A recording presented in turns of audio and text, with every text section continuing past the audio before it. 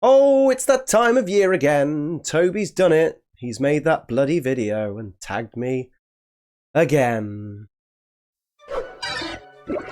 Hey everybody, Ace Trainer Liam here, and welcome to Ace Trainer Liam Wants to Battle 2018. Of course, Birdkeeper Toby started the Wants to Battle tag back in 2015, and 15, 16, 17. I've done all three of them so far, so of course number 4 comes out. I get tagged once again. By now, if you've been watching the channel for long enough, you should know how the Wants to Battle tag works. I answer the questions laid out by Toby, and then I will tag 3 channels that I would like to see do the tag as well. It then moves on and snowballs and blah blah blah blah blah, and then we put the videos in a playlist and it's all jazzy and it's all wonderful, and we end the year on a nice note where the community just all talks to each other and it's really lovely. So without further ado, question 1. What is the video that you are most proud of making this year or are excited to make next year? For me, the video I'm most proud of this year, or at least the series that I'm most proud of this year, is Metromania. Now, I know it's not for everybody, but a lot of you are really enjoying it, so much so that it's one of the most popular series on my channel at the moment. The premise, for those who don't know, is really simple. I pick 16 Pokemon, usually by random number generator, with a particular theme in mind,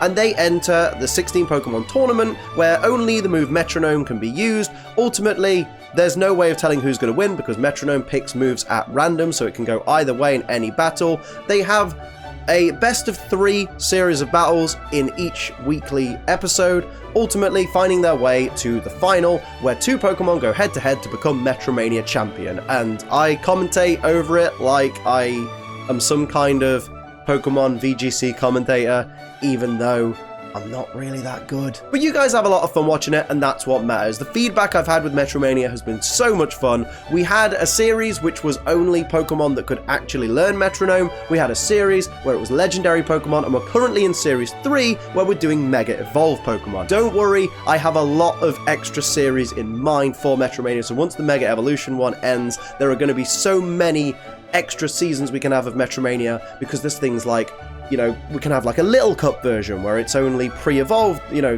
unevolved Pokemon. We're going to have a fully evolved starters version and all those kinds of things. So don't worry, Metromania isn't going anywhere. I'm going to keep it going for as long as I possibly can because it's so much fun to make. It's so much fun to commentate over the battles and see what happens. And also, it's so much fun getting the feedback from you guys showing that you're enjoying it. So definitely Metromania for me is my absolute favorite thing that I've made this year. Question 2, although it's not been written down in Toby's description like a question, so I'm really confused. Advice for someone starting PokéTubing. So I don't actually know if I've talked about this before, although I've definitely talked about it in live streams before if someone's asked me this question. By the way, twitch.tv/AceTrainerLiam for all my live streams. I live stream 20 hours every single week and even do 12-hour streams once a month. Come and hang out. It's actually really fun. And even if you're saying, hey, I don't have Twitch, so I can't watch the streams, it's free to sign up to Twitch, just like it is with YouTube.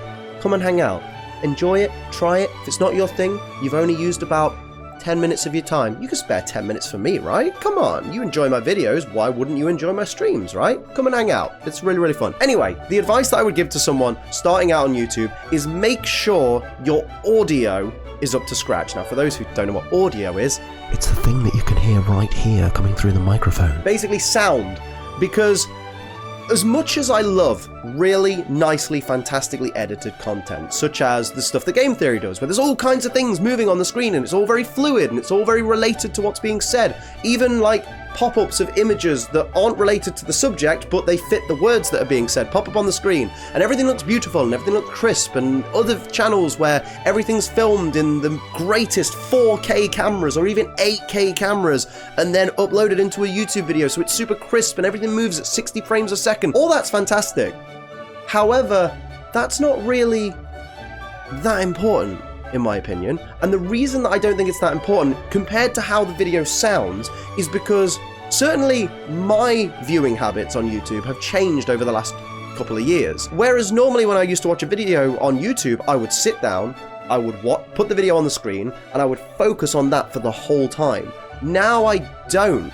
Now I tend to watch YouTube videos whilst I'm working and editing, and you know, I do a lot of that every week. And I basically will put a video on, be it maybe a top 10 list about pro wrestling or something, or you know, some kind of discussion video about Pokemon. I'll put it on my phone or on another tab, and I will listen to it, but I'll be in another tab or on another screen in another program doing my work or doing something else. So I'm not really focusing on the screen. I'm just focusing on the sound that I'm hearing, and I'm listening to what's going on. So the important thing here is if your sound is garbage quality, like if you're using a really bad microphone because it's all you can afford. You know, I had a bad microphone in the past. Go watch like the Pokemon Pearl randomizer Nuzlocke I did 3 years ago. The sound quality isn't great. And I didn't use a lot of noise cancellation. Like if you import your sound into a program like Audacity, you can remove the background noise, because when someone's watching a video of yours or listening to a video of yours in another tab, if your audio sounds like this with a big constant hum over the top, or maybe like an air conditioner can be heard in the background rumbling, or you just have this horrible fuzz in the background and it's all anyone can hear, people aren't going to want to listen to that. If that's what they can hear, they're going to be like, this sounds like trash. I don't want to sit and listen to this because all I can hear is that hum. I'm not even focusing on what the kid's saying because all I can hear is this stupid humming noise. You need to make sure your audio is crisp.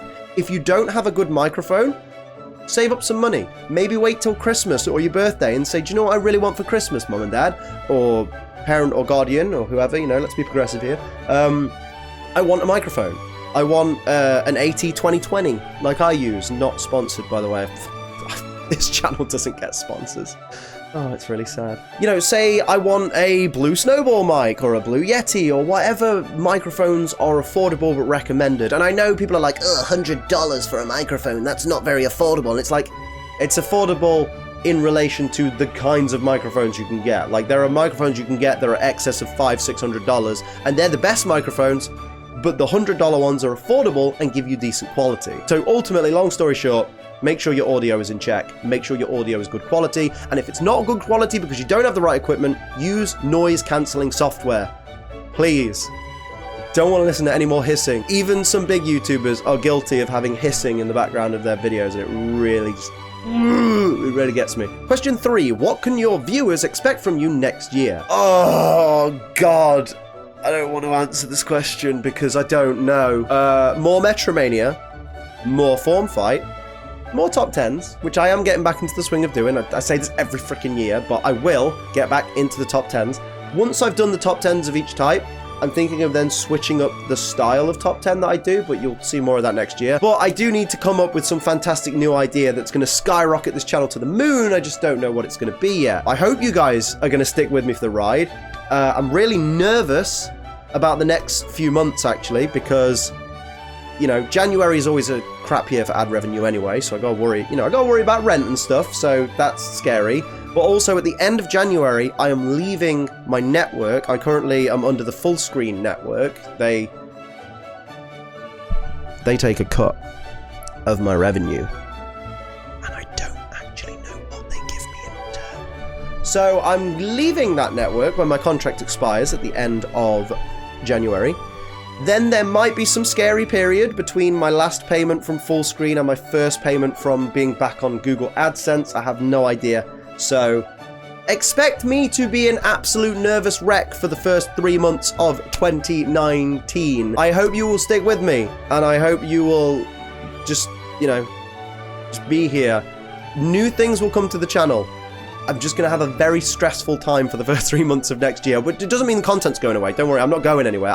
I physically cannot stop making content, otherwise then I will have problems. So content's going to keep going. You'll get more stuff. I will try and find more time to do more free-for-alls as well, because you guys who have watched the free-for-alls have been enjoying them, so expect more of those.